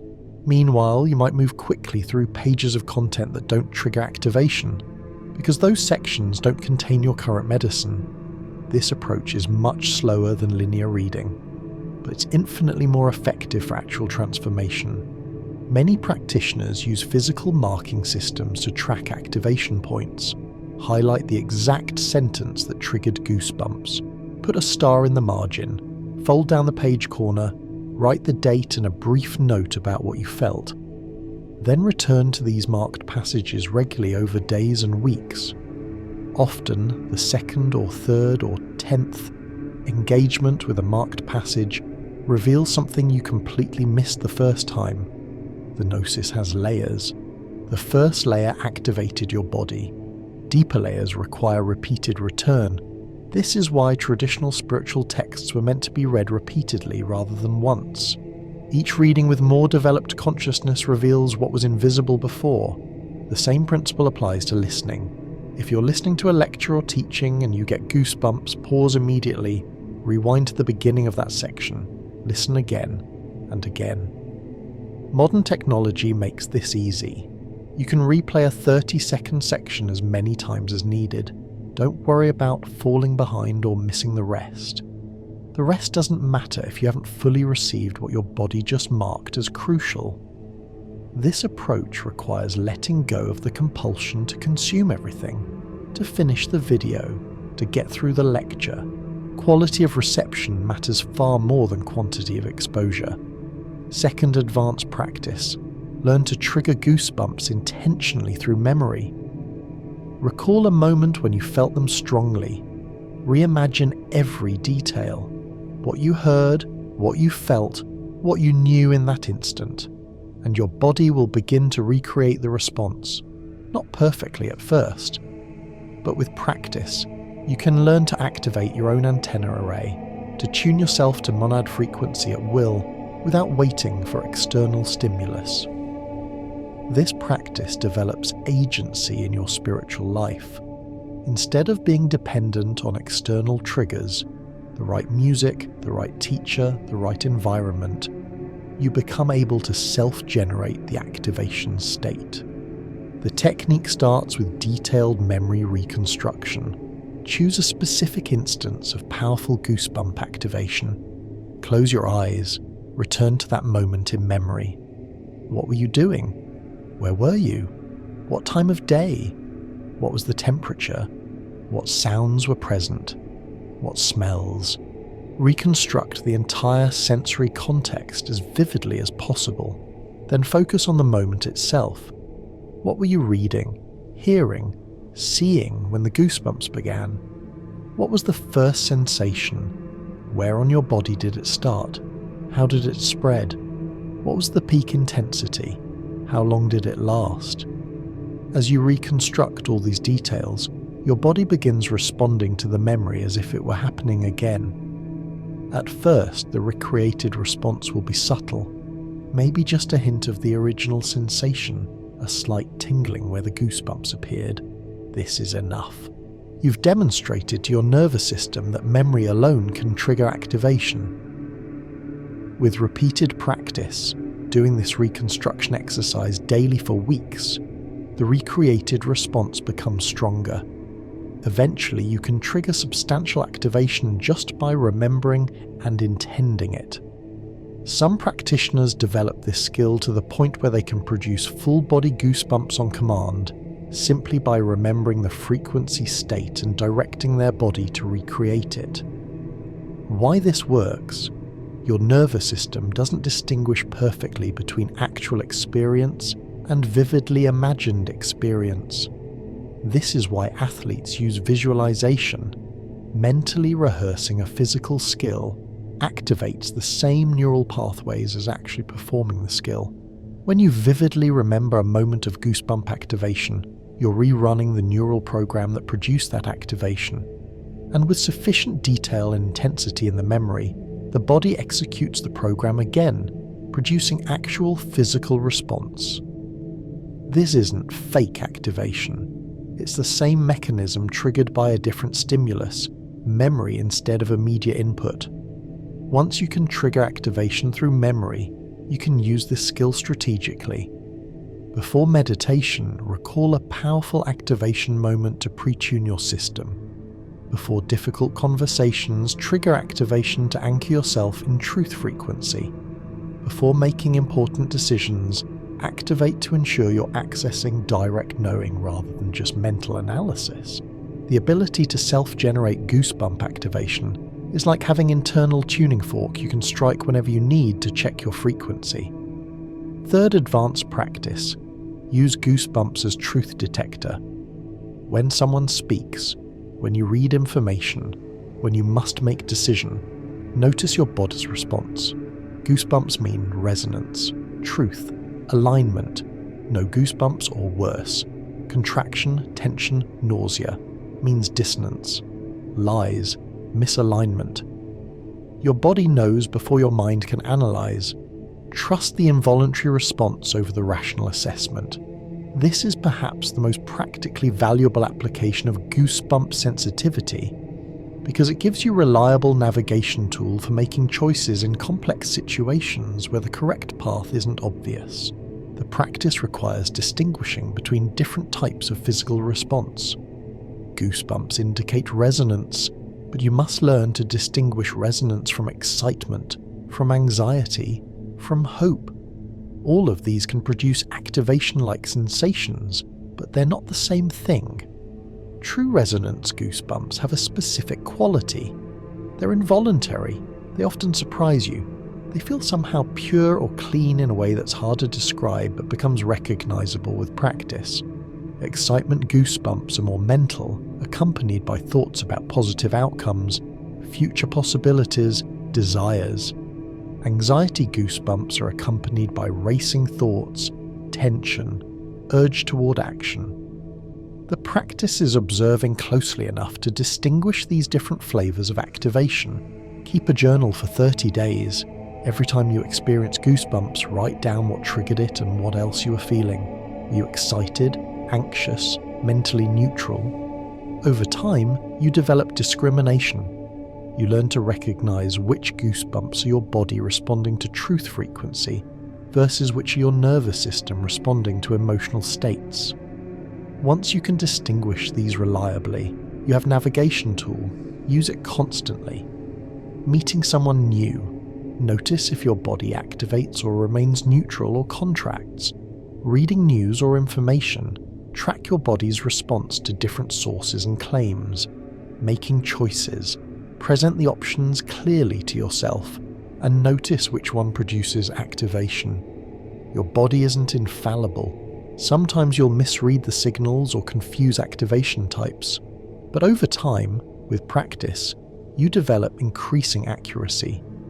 Many practitioners report that after a year or more of using Goosebumps as truth detector, they trust it more than any other decision-making method, including logic, intuition, or advice from others.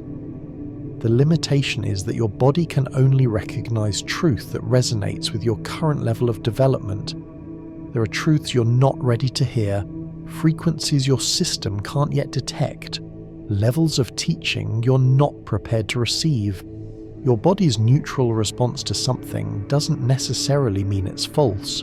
It might mean it's not your medicine right now.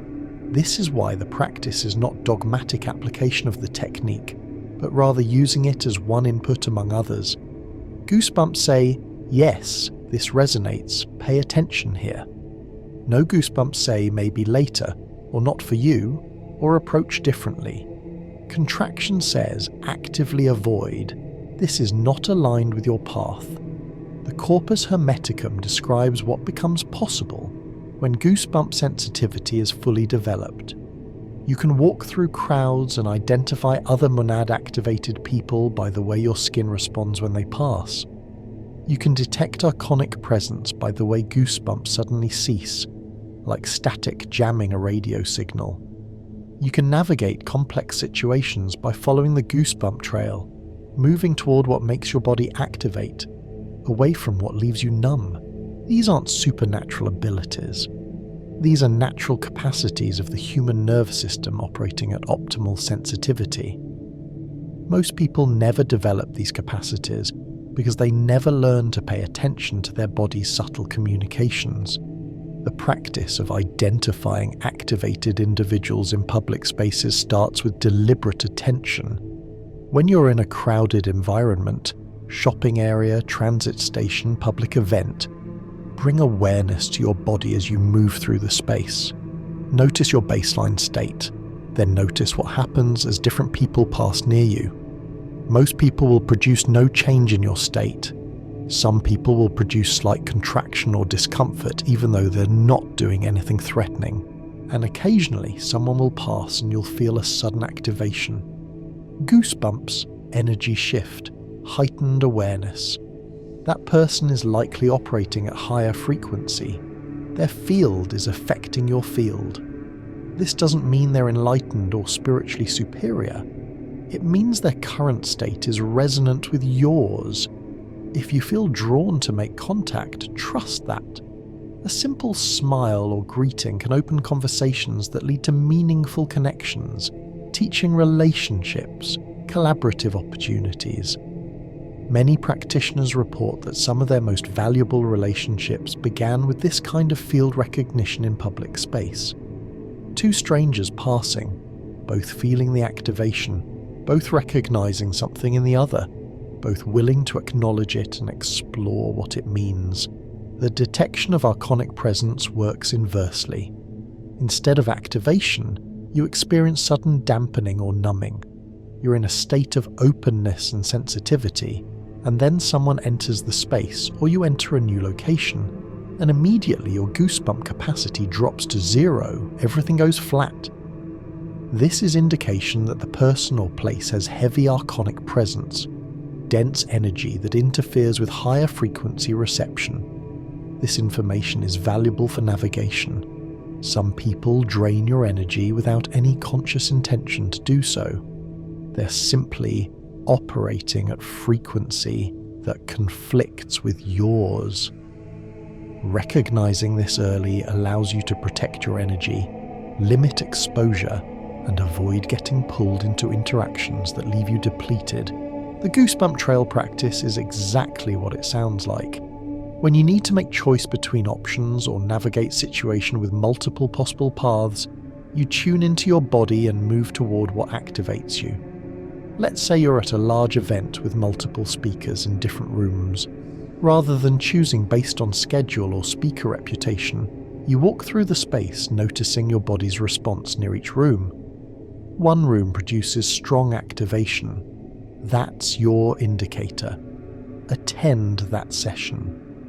This method often leads you to unexpected encounters and learning opportunities you would have missed through logical planning. Over time, practitioners develop such refined sensitivity that they can detect gradients of activation, not just present versus absent, but subtle differences in intensity and quality that provide detailed navigation information. They can sense when they're moving toward higher resonance versus away from it, when they're in optimal location versus slightly off, when timing is right for action versus needing to wait. This level of development takes years of consistent practice, but it's possible. It's simply a matter of attention, consistency, and trust in your body's communication. We should address the skeptical perspective because it's valid and useful to examine these practices through critical lens. The skeptic says, goosebumps are just a physiological response to temperature, emotion, and aesthetic stimuli. Interpreting them as divine communication is projection of meaning onto meaningless physical phenomenon. This criticism has merit. Humans are pattern-seeking creatures prone to finding significance where none exists. We see faces in clouds, hear messages in random noise, connect unrelated events into meaningful narratives. Could goosebump interpretation be similar tendency, finding spiritual meaning in ordinary biology? The Hermetic response is not to deny the physiological mechanism, but to contextualize it differently. Yes, goosebumps are produced by erector pili muscle contraction triggered by adrenaline release. That's the mechanism. But what causes the adrenaline release? Conventional explanation says emotion, temperature change, aesthetic appreciation. But this doesn't explain why specific content triggers the response while other similar content doesn't. Why does one paragraph give you chills while the rest of the book leaves you unmoved? Why does one person's presence activate you while others don't? The conventional explanation offers correlations without causation. The Hermetic explanation offers a different causal framework. Your body is detecting resonance at frequency level below conscious perception. When transmitted, frequency matches your internal frequency. Recognition occurs and the body responds. This explanation is untestable by current scientific methods, which is simultaneously its weakness and its strength. Weakness, because it can't be proven objectively. Strength, because it must be explored subjectively, making you the primary researcher of your own experience.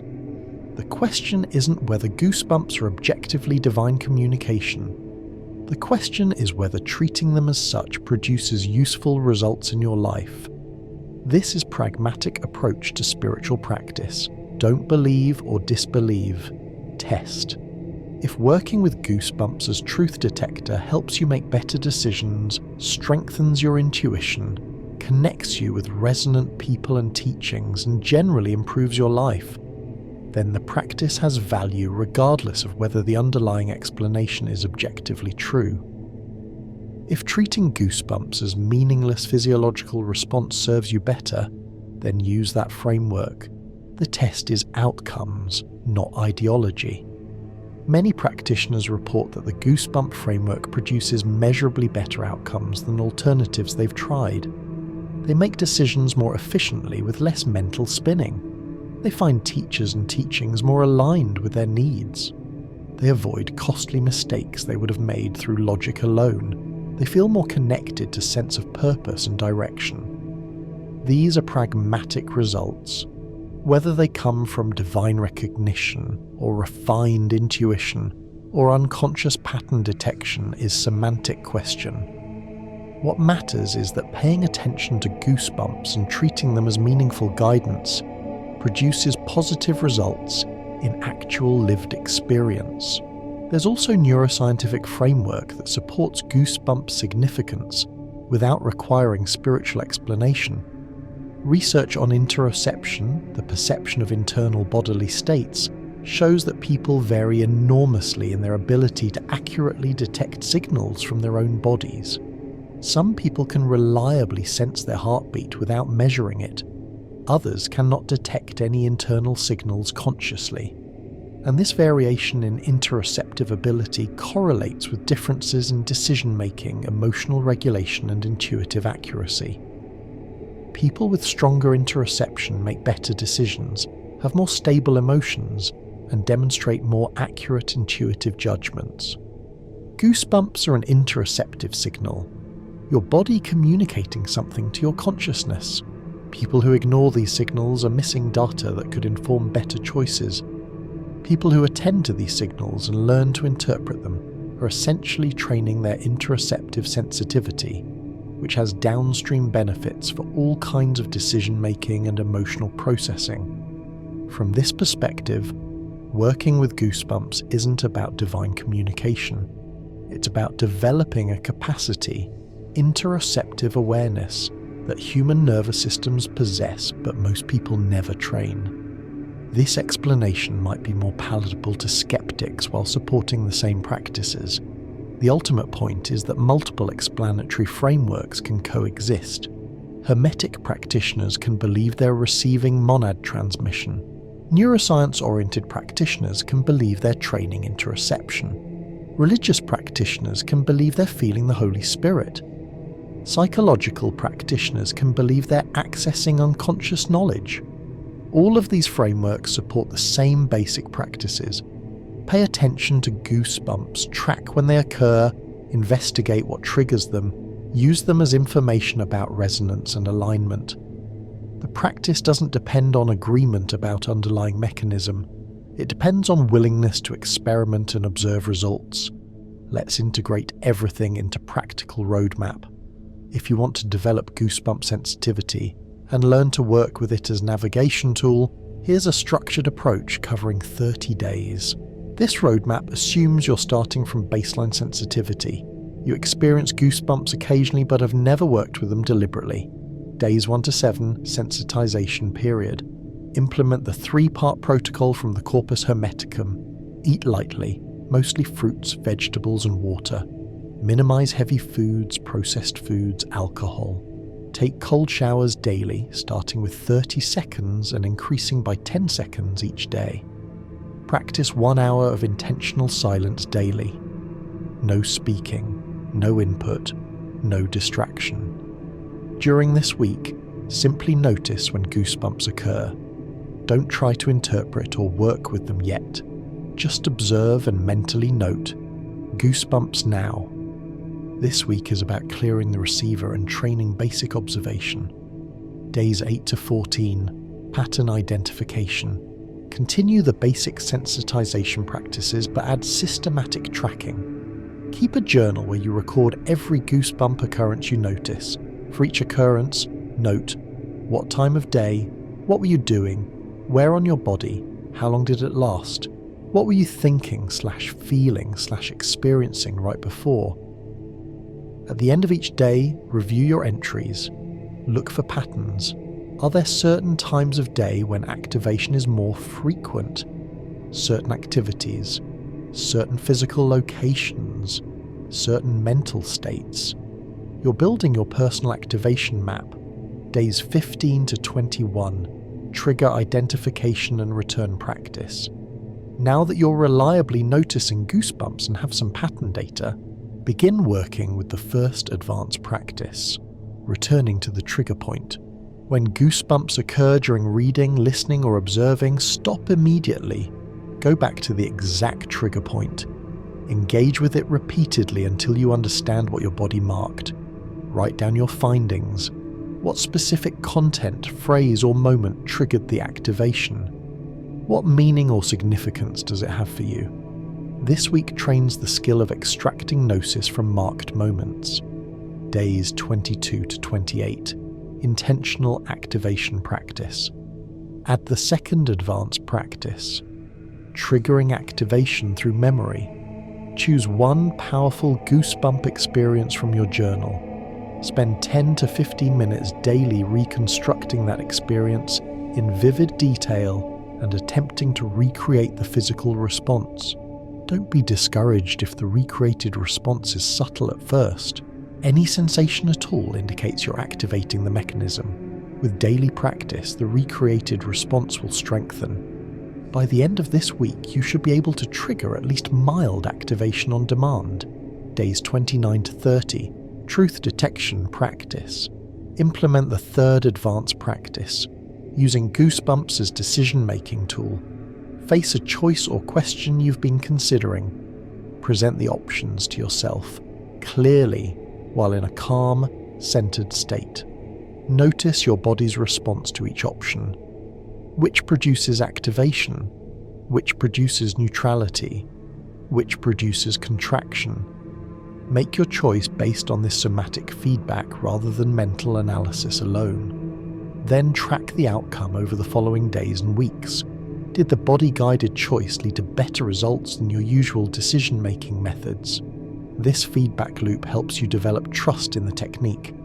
After completing this 30-day roadmap, you'll have developed baseline goosebump sensitivity and familiarity with the 3 advanced practices. From here, the work is continuation and deepening. Continue the sensitization practices, not necessarily as strictly as during the initial week, but maintaining general patterns of lighter eating, regular cold exposure, and frequent silence. Continue tracking activations in your journal, building increasingly detailed personal map. Continue practicing intentional activation through memory, gradually strengthening your ability to self-generate the state. Continue using Goosebumps as truth detector for decisions both large and small. Common obstacles people encounter during this developmental process include inconsistency, interpretation anxiety, and comparison. Inconsistency is simply not maintaining the practices regularly enough for results to compound. Goosebump sensitivity is like physical fitness. It develops with consistent training and atrophies without it. If you practice intensely for 2 weeks, then stop for 3 weeks, you lose most of your gains. The remedy is building the practices into your daily routine as non-negotiable habits, like brushing your teeth or eating meals. Interpretation anxiety is worrying about whether you're understanding your goosebumps correctly, whether you're missing important activations, whether you're misreading the signals. This anxiety actually interferes with sensitivity because it keeps you in your head analysing instead of in your body experiencing.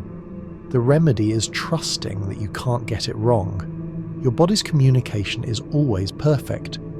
Your interpretation might miss nuances at first, but those nuances will reveal themselves over time. There's no pressure to be perfect from day one. This is skill development that unfolds over months and years, not days and weeks. Comparison is measuring your experience against others' descriptions and feeling inadequate if your activations seem weaker, less frequent, or less dramatic. This is counterproductive because individual nervous systems vary enormously. Some people experience frequent intense goosebumps from the beginning. Others develop sensitivity more gradually with subtler signals. Neither is better or worse. Both are developing the capacity according to their unique physiology. The remedy is focusing on your own progression, comparing your current sensitivity to your sensitivity last month, last week, yesterday, rather than comparing yourself to idealized descriptions or other practitioners' experiences. Troubleshooting specific problems. If you're not experiencing any goosebumps at all during the 30-day protocol, several possibilities exist. First, you might be experiencing activation but not noticing it. Many people have subtle activations that don't produce the obvious hair standing up sensation. Try paying attention to other activation sensations: tingling, warmth, coolness, energy movement, subtle vibrations. Second, you might have significant nervous system dysregulation that needs addressing before subtle sensitivity can develop. Consider whether you're dealing with chronic stress, trauma, or other factors that keep your nervous system locked in survival mode. Working with a somatic therapist or trauma-informed practitioner might be necessary before energetic sensitivity can develop. Third, you might need more intensive or longer sensitization period. Some people require not 7 days but several weeks of consistent practice before their receiver equipment activates noticeably. If you're experiencing constant goosebumps that don't seem to correlate with meaningful content, this suggests hypersensitivity rather than calibrated sensitivity. Your nervous system is responding to everything, which is as useless as responding to nothing. The remedy is typically grounding practices, more time in nature, physical exercise, working with hands in soil or water, eating heavier foods temporarily. You're too open, too receptive, not discriminating enough. You need to bring your sensitivity back towards center where it can differentiate signal from noise. If your goosebumps activate strongly around certain people, but those people seem problematic or harmful in other ways, this requires careful discernment. Remember that activation doesn't always mean this is good for you. Sometimes it means this is significant. The activation is recognition of power, of intensity, of frequency transmission. But that transmission might not be benevolent. Some very harmful people operate at high frequency. It's just dark frequency, inverted frequency, frequency that uses spiritual mechanisms for destructive ends. Your body recognizes the power, but that doesn't mean the power is aligned with your highest good.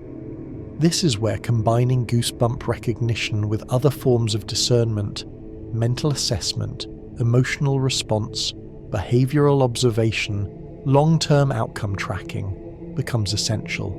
If certain activities that used to trigger activation stop doing so, this usually indicates you've integrated that particular teaching or frequency and no longer need the activation signal. You've graduated from that level. What used to be novel and consciousness expanding has become baseline. Your body is signaling to seek the next level, the next challenge, the next frequency that will stretch your capacity. This is healthy progression. Don't try to recreate the old activations. Trust that your body will activate around new material when you encounter it.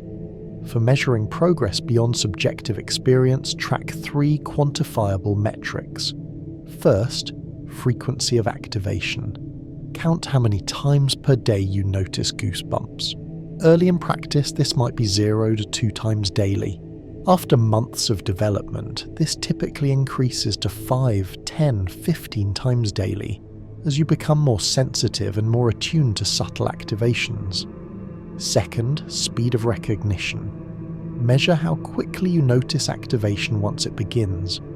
Initially, you might not notice until the sensation has mostly passed. With training, you notice immediately, often catching the activation at its very beginning. Third, intentional activation success rate. When practicing the memory-based trigger technique, track how often you can successfully produce activation. Initially, success rate might be 10 to 20%. With months of practice, this can increase to 80 to 90%. Integration with daily life is crucial, because the ultimate point isn't to become someone who sits around feeling goosebumps all day. The point is to navigate reality more effectively, to make better choices, to recognize truth more reliably, to connect with aligned people and teachings, to avoid misaligned situations. The practices are tools for enhanced living, not ends in themselves. As sensitivity develops, you integrate goosebump awareness into normal activities without requiring special meditation time or practice sessions. You're cooking dinner and notice activation when you think about calling a certain friend, so you call them and discover they needed support right then. You're reading news and notice different somatic responses to different sources, teaching you which sources report more accurately. You're in a meeting and notice activation when a particular strategy is mentioned, giving you data about which direction is most aligned. This integrated use is where the practice becomes truly valuable. You're not doing goosebump practice. You're living with enhanced interoceptive awareness that provides constant subtle guidance. Some practitioners describe it as having internal GPS that suggests directions without controlling you. You're still making choices with full agency, but you're making those choices with access to body wisdom that most people completely ignore. This doesn't make you infallible, but it significantly increases the percentage of choices that lead to positive outcomes. Now we move into territory of what becomes possible after months and years of consistent practice. These aren't promises or guarantees, they're reported experiences from long-term practitioners across different traditions who've developed high-level goosebump sensitivity. Not everyone experiences all of these developments. Individual paths vary based on unique physiology, psychology, and karmic circumstance. But these represent the range of possibilities for advanced practice. Energetic boundaries become consciously perceptible. Instead of vague sense of comfortable versus uncomfortable around different people and places, you develop precise awareness of where your energy field ends and other fields begin. You can feel when someone's energy is pressing into your space. You can detect holes or weaknesses in your own field where you're leaking energy. You can sense when you're in an environment that nourishes versus drains you. This awareness allows conscious management of your energy economy, choosing consciously when to open, when to close, when to give energy, and when to conserve, when to engage, and when to protect. Precognitive activation becomes increasingly common. You get goosebumps when thinking about someone hours or days before they contact you. You get activation when considering a choice that won't show its wisdom for weeks or months. Your body recognizes something your mind cannot yet verify, and subsequent events confirm that the activation was marking future resonance. This isn't supernatural prophecy. This is your nervous system detecting subtle cues and patterns that conscious mind misses, then communicating through the only language it knows, somatic sensation. The goosebumps are saying, pay attention to this. It's significant, even though you don't understand why yet. Collective field perception develops. In group settings, workshops, ceremonies, gatherings, you become aware not just of individual fields, but of the collective field formed by the group. You can feel when the collective field shifts states. You notice when someone enters or leaves changes the whole field dynamics. You sense when the group reaches coherence, when everyone's individual fields synchronize into unified greater field. This awareness is valuable for anyone working with groups. Teachers, facilitators, organizers, leaders. You gain direct feedback about group state that allows you to facilitate more effectively. Distance activation becomes possible. You're thinking about someone who's physically elsewhere, and you feel goosebumps. You're reading words written by someone in another country, another century, and you get full-body chills. You're looking at image of a sacred site you've never visited, and your skin erupts. The implication is that the activation mechanism isn't dependent on physical proximity.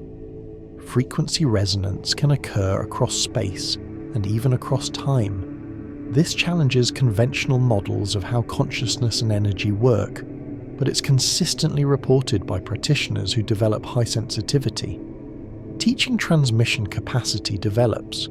If you're someone who teaches, leads, or guides others, you begin noticing that when you speak from monad-connected state, people in your audience show visible signs of activation, shifting in their seats, touching their arms or necks, emotional responses. You're not trying to manipulate their states. You're simply speaking truth from your deepest knowing, and their bodies recognize that frequency. This feedback loop helps you distinguish when you're teaching from genuine realization versus when you're teaching from memory or concept. If people aren't activating, you might not be accessing the depth you think you are. This is humbling and valuable feedback for anyone in teaching role. Advanced practitioners sometimes report phenomena that sound completely impossible from conventional perspective. Seeing energy fields as visible light or colour, hearing the sound of different frequencies even when no physical sound is present, tasting or smelling different energy qualities. These synesthetic crossovers suggest that at high levels of development, the distinctions between sensory channels break down. The body-mind system is detecting energy and frequency through multiple channels simultaneously. Whether these experiences are real in objective sense or are the brain's way of interpreting subtle energy perception doesn't really matter. The experiences provide useful information for navigation and practice. Some practitioners describe reaching a state where goosebumps become almost constant. Not specific activations in response to particular triggers, but rather baseline state of heightened sensitivity, where the body is continuously receiving and transmitting frequency. This isn't comfortable or desirable for everyone. It can be overwhelming, making it difficult to function in normal consensus reality. But for those whose path involves channeling, teaching, or healing work, this state allows continuous access to monad frequency without needing to consciously tune in each time. The receiver is always on, always open, always communicating. The shadow side of advanced practice must be addressed honestly. Developing high goosebump sensitivity can lead to spiritual bypassing, using energetic awareness to avoid dealing with practical or psychological issues. My body didn't activate around that person, so I don't need to examine why I'm avoiding them, can be excuse for not addressing relationship patterns. I only do what gives me goosebumps can become justification for lack of discipline or follow-through. The practice should enhance practical life, not become excuse for avoiding it. Energetic overwhelm is a real possibility. As sensitivity increases, you become more affected by environmental energies, other people's states, collective emotional fields. What once felt neutral now feels actively uncomfortable or draining. Many advanced practitioners find they need to limit time in crowded places, need more solitude, need careful management of their energetic environment. This can create practical challenges for people with jobs, families, or lifestyles that require extensive social contact. Learning to close down sensitivity consciously to filter and protect becomes necessary skill. Spiritual inflation or specialness can develop if you're not careful. Feeling like you have access to divine communication others lack can trigger ego patterns around being chosen, special, more advanced. This is our chronic trap disguised as spiritual accomplishment. The remedy is remembering that goosebump sensitivity is just one capacity among many, that other people have other valuable capacities you lack, that the point isn't being special but being useful. Staying grounded in humility, in service, in recognition of your own limitations prevents this trap. Related practices that complement goosebump work include any somatic or body-based spiritual approaches, yoga traditions that emphasize energetic anatomy and subtle body awareness provide useful frameworks for understanding and working with the activations you experience. Qigong and Tai Chi develop sensitivity to Qi or life force, which is essentially the same capacity as goosebump sensitivity approached through different cultural lens. Somatic therapy and trauma healing work address the nervous system blockages that can prevent full sensitivity development. Breathwork practices directly affect the autonomic nervous system and can accelerate the development of voluntary and involuntary state shifts. Meditation practices, particularly body scan meditation and vipassana, train the same attention to sensation that goosebump work requires. The difference is emphasis. Meditation traditions usually treat bodily sensations as objects of observation for developing concentration and equanimity, while goosebump practice treats sensations as communications for navigation. and decision-making. Both are valuable, and they support each other. Sound healing and music-based practices obviously synergize with goosebump work, since music is one of the most reliable triggers for most people. Learning about harmonics, overtones, frequency ratios, and sonic entrainment deepens your understanding of why certain sounds activate you. Plant medicine work, when approached responsibly, can temporarily increase sensitivity to subtle energies and provide direct experience of frequency perception beyond normal range. Many practitioners report that after profound plant medicine experiences, their everyday goosebump sensitivity is permanently enhanced. The medicine shows what's possible, and then the daily practices gradually build capacity to access those states without external substance. However, plant medicines should never replace daily practice. They're teachers, not solutions. Energy healing modalities like Reiki, pranic healing, or therapeutic touch all work with the same subtle energy fields that goosebump sensitivity detects. Learning to sense and direct energy consciously complements learning to detect it through involuntary goosebump response. Many energy healers report that they feel goosebumps in their hands when energy is flowing strongly through them during healing sessions. The long-term trajectory for someone committed to this path generally follows predictable stages, though timing varies enormously between individuals. Stage 1 is sensitization, developing basic ability to notice goosebumps and distinguish them from other sensations. This typically takes weeks to months. Stage 2 is pattern recognition, building personal map of what different types of activation mean for you. This typically takes months to a year.